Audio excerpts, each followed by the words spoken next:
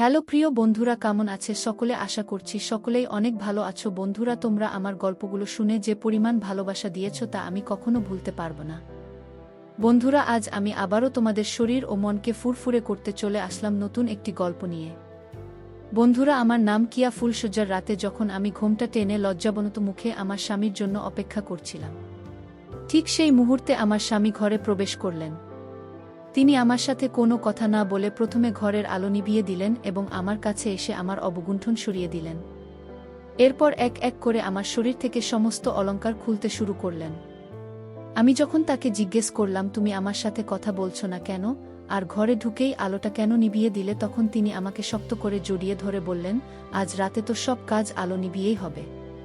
কিন্তু তার কণ্ঠস্বর শুনে আমার মাথায় যেন আকাশ ভেঙে পড়ল। সেই কণ্ঠস্বর আমার পরিচিত মনে হলো না। আমি বুঝতে পারলাম এই ব্যক্তি আমার স্বামী নন। আমি দ্রুত তাকে আমার কাছ থেকে সরিয়ে দিয়ে বিছানা থেকে নেমে ঘরের আলো জ্বালাতেই লোকটিকে দেখে আমার মাথা ঘুরে গেল। কারণ যে আমাকে কিছুক্ষণ আগে জড়িয়ে ধরেছিল সে আমার স্বামী ছিলই না, সে ছিল আমার স্বামীর বন্ধু ফুলশয্যার। রাতে আমার স্বামীর জায়গায় অন্য কেউ কিভাবে আসতে পারে?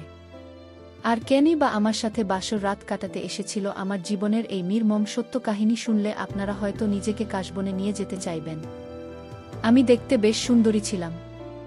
আমার নাম কিয়া। আমি আমার বাবা মায়ের একমাত্র আদরের মেয়ে। কলেজ জীবন শেষ হবার পরেই আমার জন্য একটি খুব ভালো বিয়ের প্রস্তাব আসে।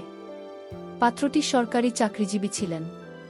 তাই আমার বাবা তার প্রতিষ্ঠিত ভবিষ্যৎ এবং স্বনামধন্য পরিবারের কথা ভেবেই এই বিয়েতে সম্মতি দিয়েছিলেন।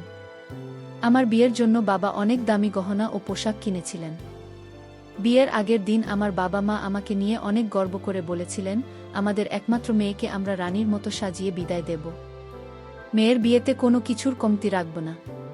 কিন্তু বিয়ের ঠিক আগের রাতেই আমি আমার জীবনের সবচেয়ে বড় ভুলটি করে বসি, যার শাস্তি আমাকে আজও ভোগ করতে হচ্ছে। যদিও ঘটনাটি 4 মাস আগের, কিন্তু আমার জীবনে যে কলঙ্কের ছাপ লেগেছে তা হয়তো কখনো মুছবে না। আসলে বিয়ের আগের রাতে আমি বাড়ি থেকে পালিয়ে গিয়েছিলাম। বাড়ি থেকে পালানোর আগে বাবা মায়ের জন্য একটি চিঠি রেখে যাই। তাতে লিখেছিলাম, বাবা মা, আমাকে ক্ষমা করে দিও, আমি তোমাদের পছন্দের ছেলেকে বিয়ে করতে পারবো না। আমি যাকে ভালোবাসি তার সাথেই ঘর বাঁধতে চাই। আমি তোমাদের অনেকবার বলেছিলাম যে আমি মিন্ময়কে ভালোবাসি, তোমরা আমার বিয়ে মিন্ময়ের সাথে দিতে চাওনি। আসলে বিয়ের আগের রাতে আমার প্রেমিক মিন্ময়ের হাত ধরে আমি অজানার পথে পা বাড়িয়েছিলাম। এমন নয় যে আমার প্রেমের কথা বাবা মাকে জানাইনি। আমি বেশ কয়েকবার আমার প্রেমিকের ব্যাপারে তাদের বলেছিলাম, কিন্তু আমার বাবা স্পষ্টভাবেই জানিয়ে দিয়েছিলেন যে তার সাথে আমার বিয়ে কখনই দেবেন না। কারণ আমার প্রেমিক বেকার ছিল এবং অনাথ ছিল। তাই বাবা আগে থেকেই বলে দিয়েছিলেন এমন একটি ছেলের সাথে আমার বিয়ে কিছুতেই সম্ভব নয়। আমি প্রথমে বাড়ি থেকে পালাতে রাজি ছিলাম না, কিন্তু আমার প্রেমিকের কথায় বিশ্বাস ও ভরসা করে আমি বাড়ি ছাড়তে বাধ্য হয়েছিলাম। সেদিন রাতে যখন আমার বাবা মা ও সমস্ত আত্মীয় স্বজন ঘুমিয়ে পড়েছিল, তখন সবার চোখের আড়ালে আমি বিয়ের সমস্ত সোনার গয়না ও কিছু নগদ টাকা নিয়ে চুপচাপ বাড়ি থেকে বেরিয়ে পড়ি। আমার প্রেমিকের কথা মতো আমি স্টেশনে গিয়ে হাজির হই। সেখানে গিয়ে দেখি আমার প্রেমিক মিন্ময় আগে থেকে আমার জন্য অপেক্ষা করছে। আমি তার হাত ধরে ভয় জড়ানো গলায় বললাম, মিন্ময়, আমার খুব ভয় করছে। আমরা এভাবে বাড়ি থেকে পালিয়ে এসে ঠিক কাজ করছি তো তখন মিন্ময় আমাকে ভালোবেসে জড়িয়ে ধরে বলেছিল, আমি তোমাকে খুব ভালোবাসি। আমরা তো কোনো অন্যায় করছি না। আমরা একে অপরকে ভালোবেসে বিয়ে করতে চাই। এতে ভয়ের কি আছে? তোমার বাবাকে তো আমি অনেকবার আমাদের সম্পর্কের কথা জানিয়েছি, কিন্তু তিনি রাজি হননি। তাই পালিয়ে বিয়ে ছাড়া আমাদের আর কোনো পথ ছিল না। তুমি একদম ভয় পেও না, আমি তো তোমার সাথে আছি। বিয়ের পর আমরা সুখী সংসার করব। একবার বিয়ে হয়ে গেলে দেখবে তোমার বাবাও আমাদের মেনে নিতে বাধ্য হবেন। এই কথাগুলো বলে আমার প্রেমিক আমাকে তার গ্রামের বাড়িতে নিয়ে গিয়েছিল। ওদিকে আমার বাড়িতে তখন কত অতিথি, কত আত্মীয় স্বজন আমার বিয়ের অনুষ্ঠানে আনন্দ উল্লাসে ব্যস্ত ছিল। আর এদিকে আমি সবার চোখে ধুলো দিয়ে বাবা মার সম্মান ধুলোয় মিশিয়ে দিয়ে বাড়ি থেকে পালিয়ে এসেছিলাম। আমি কখনো কল্পনাও করতে পারিনি যে সেদিন বাড়ি থেকে পালিয়ে এসে আমি জীবনে কত বড় ভুল করতে চলেছি। পালিয়ে আসার পর আমার প্রেমিক আমাকে তার গ্রামের বাড়িতে নিয়ে গেল। তার বাড়িটা খুব ছোট ছিল। বাড়ির পাশের এক বৌদিকে সাক্ষী রেখে আমরা একজন পণ্ডিতের সামনে এক মন্দিরে একে অপরকে বিবাহ করেছিলাম। আমার স্বামীর এক প্রিয় বন্ধু আমাদের বিয়ের অনেক ছবিও তুলেছিল। সেখানে যাওয়ার পর আমার স্বামী এক ভদ্রলোকের সাথে আমার পরিচয় করিয়ে দেয়। আমাদের বিয়ের দিন শুধু সেই বৌদি এবং ওই লোকটি আমাদের শুভকামনা জানিয়েছিলেন। আমার স্বামী লোকটিকে জড়িয়ে ধরে বলেছিল, কেয়া এনে হলেন আমার সবকিছু, আমার বস জনাব সজীব, আজ শুধু এনার জন্যেই আমি বেঁচে আছি। উনি না থাকলে আমি হয়তো না খেয়ে মরে যেতাম। ওই লোকটি নাকি আমার স্বামীকে আর্থিকভাবে অনেকবার সাহায্য করেছে। আমার স্বামীর পাশের বাড়ির সেই বৌদিও খুব ভালো মানুষ ছিলেন। আমাদের বিয়ে হয়ে যাওয়ার পর ভাবি আমাকে বলেছিলেন, কেয়া তোমার যদি কোনো অসুবিধা হয় তাহলে তুমি নিঃসন্দেহে আমার বাড়িতে চলে আসবে। এরপর বৌদি ও আমার স্বামীর বস এবং বন্ধু নিজেদের বাড়ির দিকে চলে গেল। রাতের বেলায় যখন আমি ঘরে ঘুমটা টেনে আমার স্বামীর জন্য অপেক্ষা করছিলাম, তখন একদিকে যেমন আমি প্রেমিককে পেয়ে খুশি ছিলাম, তেমনি অন্যদিকে বাবা মাকে ঠকানোর জন্য মনে অনেক দুঃখ ছিল। কারণ সেদিন আমার বিয়ের দিন ছিল তা, এবং এতক্ষণে হয়তো সবাই জেনে গিয়েছিল যে আমি বাড়ি থেকে পালিয়েছি। এতে আমার বাবা মায়ের সম্মানহানি হবে। অনেক চেষ্টার পর যখন ওইসব চিন্তা মাথা থেকে সরিয়ে আমার স্বামীর কথা ভাবছিলাম, ঠিক তখনই ঘরের ভেতরে কেউ একজন প্রবেশ করল। আমি ধরে নিয়েছিলাম যে নিশ্চয়ই আমার স্বামী ঘরে ঢুকেছে। তখন রাত প্রায় ৮টা বাজে। ঘরে ঢোকার সাথে সাথেই সে প্রথমে ঘরের আলো নিভিয়ে দিয়েছিল। আমি মুখে ঘুমটা দিয়ে থাকায় তার মুখ দেখতে পাইনি। এরপর সে আমার কাছে এসে আমার মুখের ঘুমটা সরিয়ে আমার গয়নাগুলো খুলতে শুরু করলে আমি খুশি হয়ে বলেছিলাম, তুমি ঘরে ঢুকে আলোটা কেন বন্ধ করে দিলে? আমার সাথে দুইটা কথা বলবে না? তখনও সে চুপচাপ ছিল, আর আমি একাই কথা বলে যাচ্ছিলাম, কিন্তু সে একটিও কথা বলেনি। এরপর লোকটি যখন আমার শরীরের কাপড় সরাতে শুরু করে তখন আমি একটু রেগে গিয়ে বললাম, তখন থেকে তো আমি একাই কথা বলে যাচ্ছি, আর তুমি চুপ করে আছো, তুমি আমার সাথে কথা বলছো না কেন? তখন সে আমাকে জড়িয়ে ধরে আমার কানে এসে ফিসফিস করে বলল, কথা বলে আর কি হবে, এখন যা করার আছে চলো সেটা করি। তার কণ্ঠস্বর শুনে আমার বুকের ভেতরটা কেঁপে উঠল, কারণ আমি আমার স্বামীর কণ্ঠস্বর খুব ভালোভাবেই চিনতে পারতাম।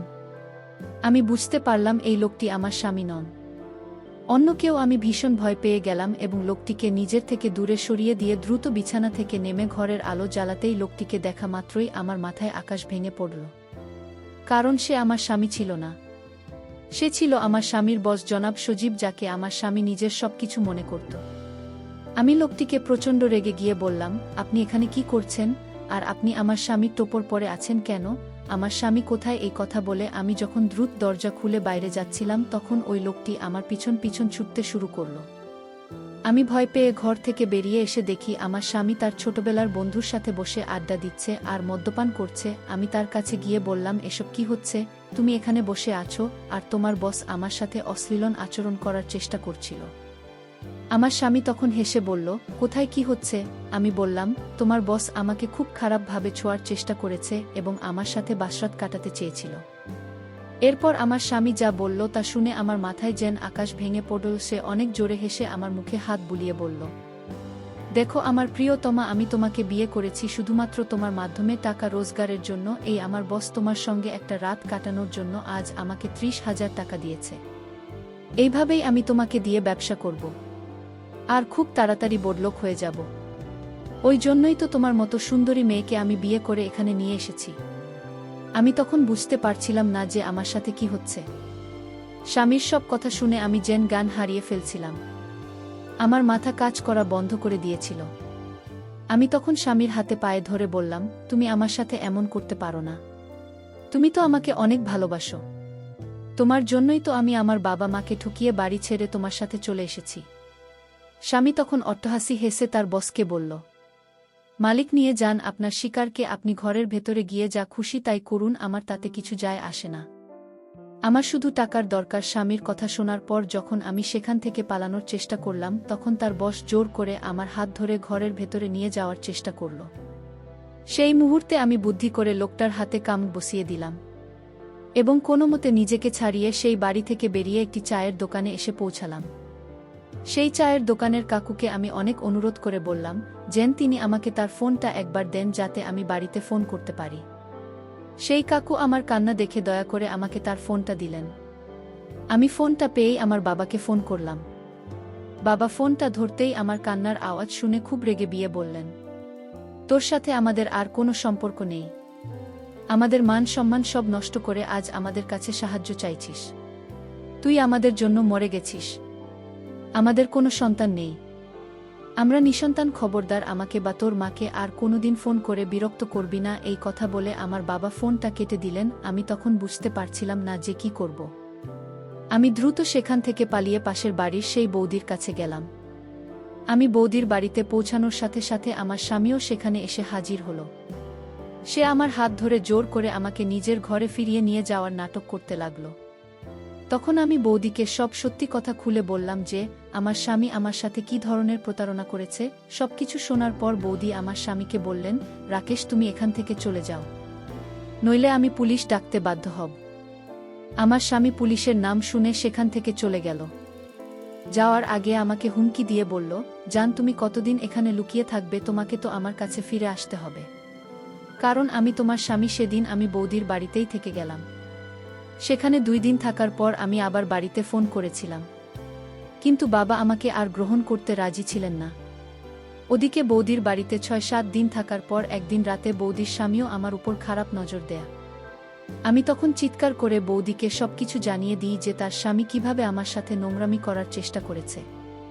সেদিন বৌদিদি আমাকে জোর করে একটা বাসে তুলে দিয়ে আমার বাড়িতে নিয়ে আসেন এবং আমার বাবার হাত জোট করে বলেন, কাকু, দয়া করে আপনি আপনার মেয়েকে ক্ষমা করে দিন। ও আবেগের বশে অনেক বড় ভুল করে ফেলেছে, কিন্তু ওকে যদি আপনারা এভাবে একা রাস্তায় ছেড়ে দেন তাহলে এই সুযোগ সন্ধানী সমাজকে ছিন্নভিন্ন করে ফেলবে।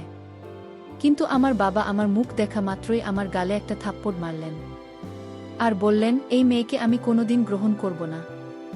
এই মেয়ের জন্য আমার মান সম্মান সব শেষ হয়ে গেছে। আমি বাইরে মুখ দেখানোর মতো অবস্থায় নেই। আমাকে লোকে কত বাজে কথা শুনতে হয়। আমি তখন কাঁদতে কাঁদতে নিজের ভুল বুঝতে পেরে বাবার পা ধরে ক্ষমা চাইলাম। ওদিকে আমার মা আমার কষ্ট দেখে নির্বেকে দিয়ে যাচ্ছিলেন। বাবা যখন আমাকে আবার বাড়ি থেকে ধাক্কা দিয়ে বের করে দিচ্ছিলেন তখন বৌদিদি আমার বাবার সামনে হাত জোট করে বললেন, কাকু, আপনি কি আপনার জীবনে কোনো ভুল করেননি? ঠিক সেইভাবেই আপনার মেয়েও হয়তো আবেগের বশে একটা বড় ভুল করে ফেলেছে, কিন্তু ওকে অন্তত নিজের ভুলটা শোধরানোর একটা সুযোগ তো দিন। ও যে নিজের ভুল বুঝতে পেরে আপনার কাছে ক্ষমা চাইছে, এটাই তো অনেক বড় ব্যাপার। মানুষ মাত্রই ভুল করে, তাই আপনার মেয়েকে একটা সুযোগ দেন, নইলে এই মেয়েটার কোনো গতি হবে না। এই নোংরা সমাজের লোভী মানুষগুলো আপনার মেয়েকে ছিঁড়ে খাবে, তখন কি আপনার ভালো লাগবে? দয়া করে আপনার মেয়েকে একটা সুযোগ দিন। বৌদিদের কথা শুনে আমার বাবার চোখ দিয়েও জল পড়তে শুরু করেছিল। আমি আর থাকতে না পেরে বাবাকে জড়িয়ে ধরলাম। বাবাও আমাকে জড়িয়ে ধরে ক্ষমা করে দিলেন। এরপর আমি ও আমার বাবা মিলে আমার সেই প্রতারক প্রেমিকের বিরুদ্ধে মামলা করি এবং তাকে জেলে পাঠাই।